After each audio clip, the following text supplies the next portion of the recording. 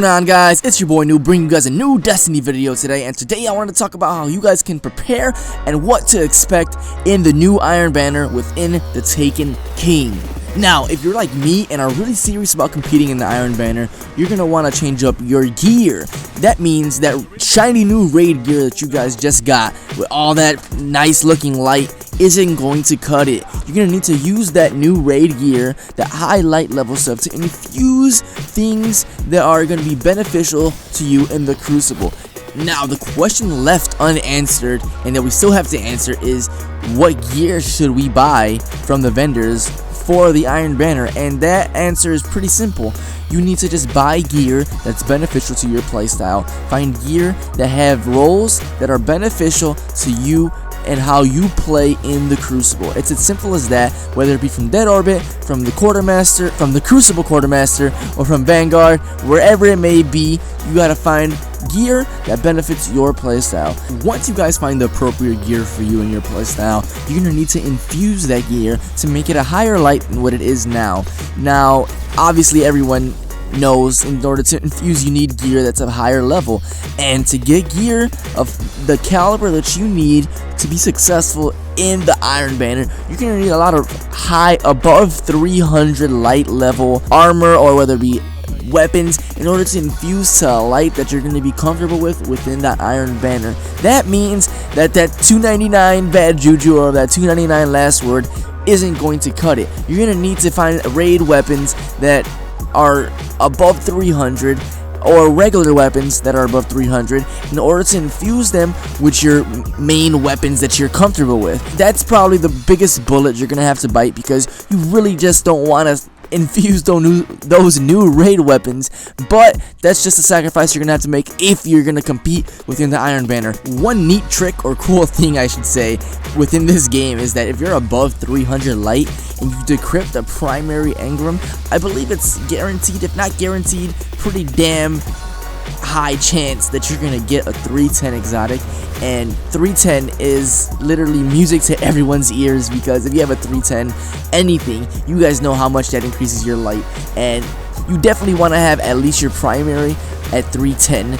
And a good way to do that is you're gonna need to grind out some strikes with those 3 of coins in order to get you some exotic engrams, and hope that you get the primary or special, whatever you're trying to upgrade, engram, so that you can decrypt it. Has a 310 light level on said weapon. In turn, you can infuse that into your legendary of your choosing.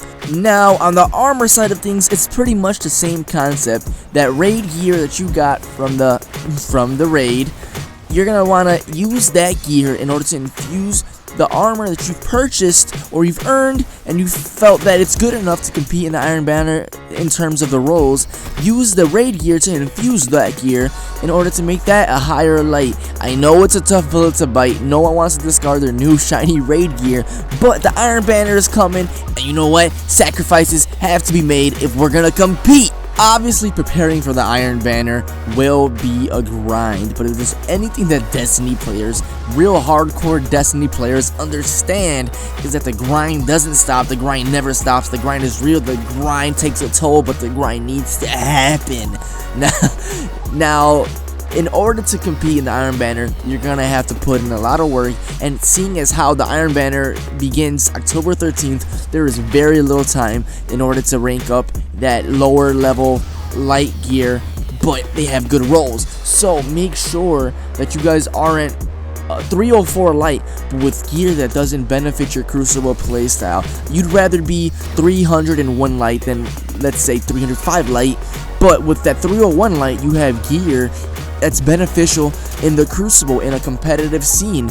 Now, if you're 305 but you're rocking a sniper that's 306 and a primary that you're not really comfortable with, but it's 306 light as well, and you're over here, you're at 304 light, I'd recommend go with the 301 light setup rather than the 304 light setup, because you will perform better and you will feel better in the Crucible. One new thing that the Iron Banner will have this time around is increased drop rates. Now, drop rates have been increased and are intended to be the primary source of rewards from the Iron Banner. If you don't get what you're hoping for, don't worry about it, because you're going to have the option to visit Lord Saladin instead and get the goods from him. Also, a couple side notes. The recommended light that Bungie has given us for the Iron Banner is humorously a light level of 230. Now, I don't recommend you go into the Iron Banner with 230, but apparently that's what you're going to need to be able to enter the Iron Banner. Hopefully, I don't see anyone with 230 light. Also, you are not allowed to lead a fire team if you are not level 40. Obviously, at this point in the Taken King, everyone should be level 40, or else you have some serious issues that you need to work out with yourself. I hope you guys can use the information that I've given you today in order to better prepare yourselves for the Iron Banner. I know at the moment I am currently on my grind, seeing as I'm only 301 life, but that's okay because I have a buttload of exotic engrams that I'm about to decrypt pretty soon in another video, so stay tuned for that one.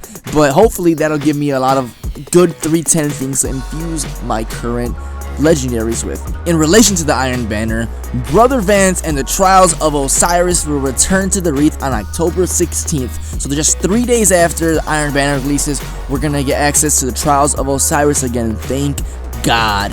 Now, I'm also making a video on how to prepare for the Trials of Osiris, seeing as how it's going to be a little bit different than preparing for the Iron Banner in terms of the game style and strategy that you're going to have to play, especially on these new Taken King maps. So make sure you subscribe so you don't miss that video coming out very soon. Hopefully you guys found some useful information in this video. If you guys did and you guys enjoyed this video, you guys know what to do.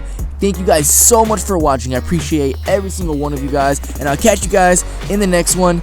Make sure you guys stay on your grind.